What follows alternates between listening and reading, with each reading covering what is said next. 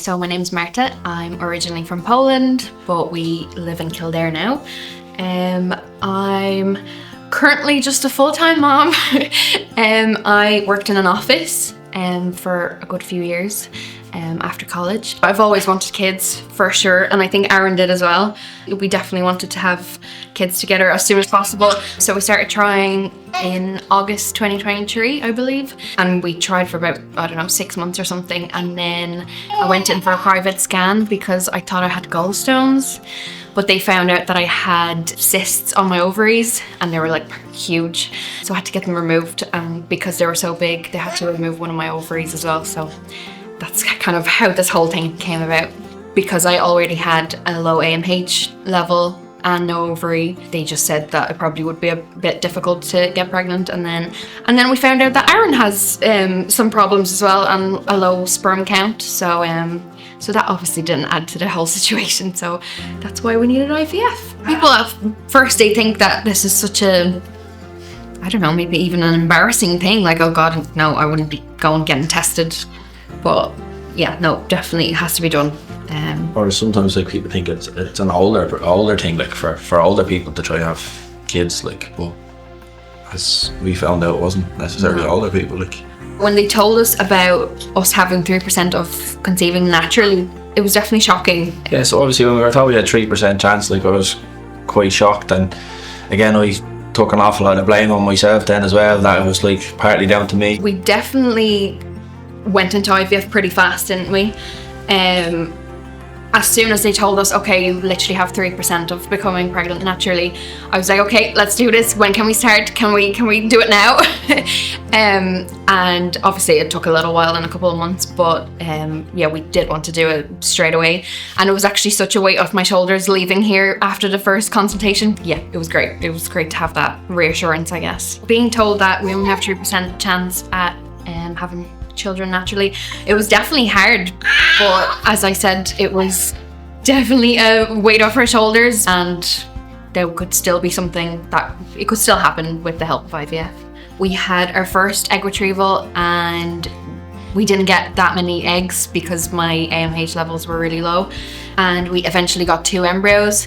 We then had one transfer that failed, another transfer that failed, so then we had to do the whole IVF cycle all over again to get more embryos. But when we did that, we changed like the protocol and things like that, and I feel like it was more of a personal kind of plan and it worked so much better.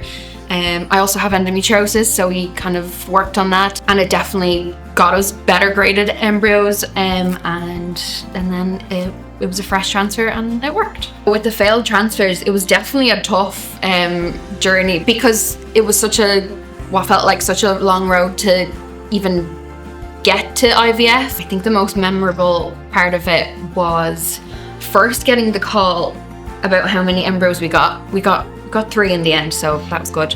And then I think just getting the 3rd transfer, because I was like, okay, maybe this is gonna be 3rd time lucky. The advice that I'd give to anybody struggling with their fertility journey, just get checked, because it's better to know than later on in life kind of regret not doing anything about it. In regards to me, like with my low count, I just accepted it really, and kind of just asked the advice and took on the advice of what I could do and how I could improve. Advice to men going through the same journey would be just like, go get yourself checked as well. It could possibly, you might not think it is, but it could possibly be something to do with you as well. So obviously go and get checked to make sure everything's alright at your end. And then like there's an awful lot more people than you think that are on the same journey, so it's nothing to be ashamed of, it's nothing to be afraid of. There's a lot more help out there than you think, and a lot more options, and it's not a big thing, to be honest. It's worth it in the end. Like, I still sometimes can't believe it that he's ours and we don't have to give him back. We're not just babysitting. Yeah, it's crazy.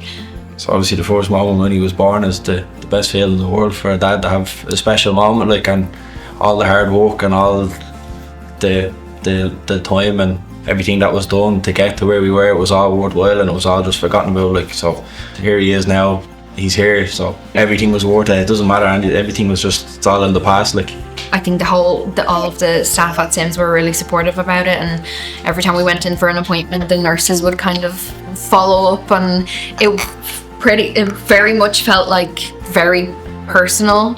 It was they did care, and you could tell that they cared. I feel like it's something to be proud of, because wow, we got our miracle baby. So yeah, no, definitely I'd always want to share with everybody.